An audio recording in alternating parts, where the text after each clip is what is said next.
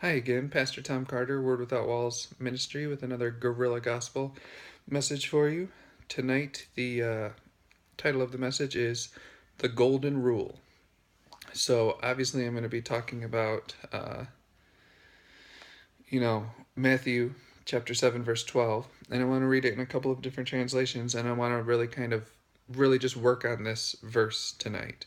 Remember, with the Guerrilla Gospel messages, we want to do what my pastor kind of refers to as minced meat, where it's still meat and it can still fill you up, but it's kind of a small, easy to digest version of it where you won't choke on it, where we're not getting too deep that it's hard to hold your breath to get down to where the good stuff is. So, first I'll read it in the King James version. Again, this is the golden rule. This is Matthew chapter 7 verse 12. And in the King James it reads like this: Therefore, all things whatsoever ye would that men should do to you, do ye even so to them, for this is the law and the prophets.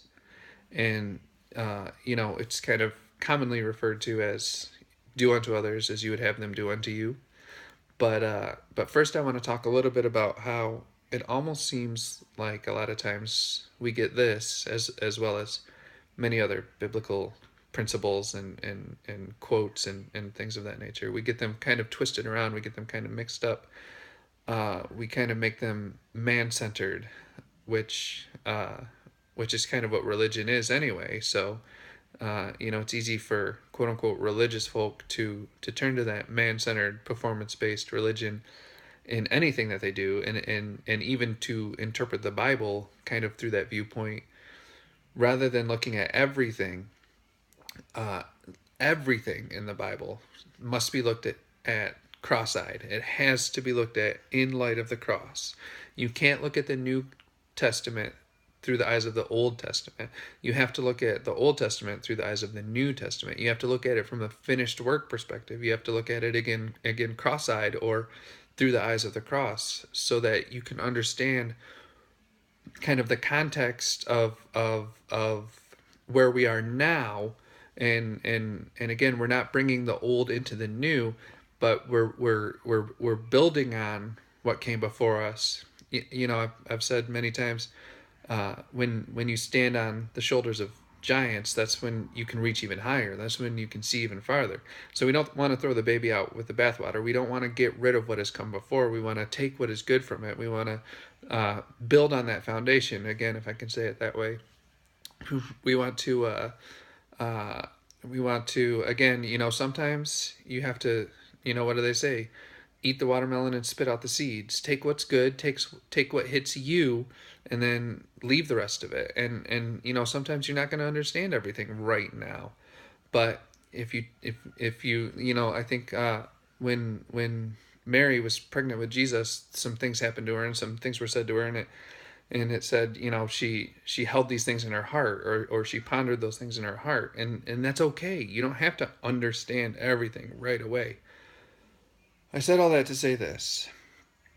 Quite a while now ago, I was preaching about this verse and this concept, and my point was, when you're looking at doing unto others as you would have them do unto you, the tricky part, the part where we get mixed up in, is like sometimes we think like, I want this, so I'm going to do this. We almost kind of make it an if then statement, where we're like, well, I want this person to do something for me, or get something for me, or give something to me, so I'm going to try to make that happen. Like, we almost sometimes come at this verse from like a I'll scratch your back if you scratch mine, or look, I scratched your back, you better scratch mine kind of perspective, kind of worldview.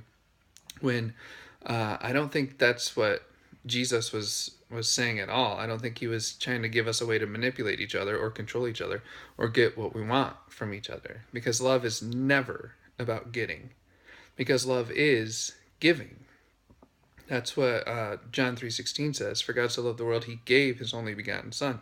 That's when Jesus said the greatest expression of love a man can have is to lay down his life for his friends, or to give his life to his friends. And as always, that's my kind of my personal definition of love is giving everything you have and everything you are without worrying about how it's going to be received, without worrying about what's going to happen next. Because I think it was Paul wrote, and I think it's in the NLT that I love the verse so much. He says, "I will gladly spend all I have and all I am, even though it seems the more I love you, the less you love me." So again, it's not about getting a result.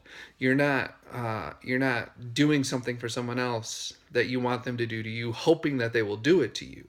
That's where we get mixed up. That's where we get it twisted around so many times. And in the New Living Translation, this verse reads like this. It says, "Do to others whatever you would like them to do to you. This is the essence of all that is taught in the law and the prophets." And I think we kind of get stuck on that last part too sometimes about the law and the prophets. Because, again, we're not bringing the Old Covenant or the Old Testament into the New Covenant or the New Testament. Jesus took the law and he fulfilled it and he nailed it to the cross because it was contrary to us, because it was against us. Because all the law could do was point out the fact that you broke the law, right? The law demanded perfection, but it couldn't produce perfection. So all it could do was tell you what you did wrong. Jesus didn't come to tell us what we did wrong. Jesus came to told us he didn't come to tell us what's wrong with us. He came to tell us what's right with us by showing us who we really are, by showing us who he really is. So when we're looking at, the essence of the law and the prophets, or as the King James says, "For this is the law and the prophets," what almost like it's like, okay, we can't follow the 10 Commandments. All have sinned and fallen short of the glory. If you break one part of the commandments, you've broken all of them. I think we understand that. But then we try to make this almost a legalistic thing where we say, well, as long as I do this, then I'm following those 10 Commandments. I'm following the law. I'm obeying the law. And that's again, I don't think that's the point. I don't think Jesus was trying to get us to obey a law that was never given to us to obey in the first place. The law is the schoolmaster that brings us to Christ. The law is what shows us we can't, so that when Jesus comes in, he shows us that he can. And that he can in us, and that we can in him. So again, it's a shift out of the old and into the new. But again, for tonight, I don't want to be too long. I don't want to belabor this. The idea of doing unto others whatever you would like them to do unto you. Let me try to say it like this. I love Mountain Dew. I think most people know that. So if I was to take this kind of twist it around the wrong way, I would say, okay, well, I want people to give me a Mountain Dew, so I'm going to give them a Mountain Dew, right? But that doesn't make sense. Because if I already have one to give, then I don't need one, right? That's A. And then B, they may not like one. They may not want one. So we need to take this away from thinking about what we want, and we need to think about, again, like, let me see which one I wanted to read. It says, all things, in the Berean Literal Bible, it says, all things, therefore, as many as you might desire that men should do to you, so also you do to them, for this is the law and the prophets. And it's not, so again, I don't think it's I'll scratch your back if you scratch mine. I think it's just more of a basic, treat people how you want to be treated. And I've heard that many times too. And really, I think that's, if I can use that same word, I think that's the essence of the golden rule. It's not do unto others what you want them to do to you. It's treat others how you want to be treated. It's not try to give something so you can get something. It's give something because you have something. It's, you know what, I really want somebody to be there for me someday because I'm going to need it. So then I'll be there for somebody. It's about treating others how you want to be treated. It's about, sometimes I need a hug, and you're not doing it in order to get it, but you're just, it's a quote that went like this. I saw it the other day and I thought it was really cool. It said, be the person you needed when you were younger. And I think that's the point, is that we all have, like a standard that we think we should be treated as, like a basic human standard, because we're all basic. We're all human beings. We all need the same things. We all want the same things. And the problem is that very rarely do we feel like anybody gives us that dignity or that respect or quote unquote that thing that we need. And the golden rule here is to give it, not to try to get it. Treat others how you wish somebody treated you, not treat others nicely in order to get them to treat you nicely. So when we come at it from that perspective, then it comes away from being man-centered, it comes away from being selfish, and it turns into being generous, it turns into being love, it turns into being charity, love in action. It turns into being laying our lives down, giving what we have, and not worrying about what we get back. Not worrying about what somebody else has or what somebody else is doing or what somebody else is giving us. Because we're not doing it from a place of I need something. We're doing it from a place of I have something.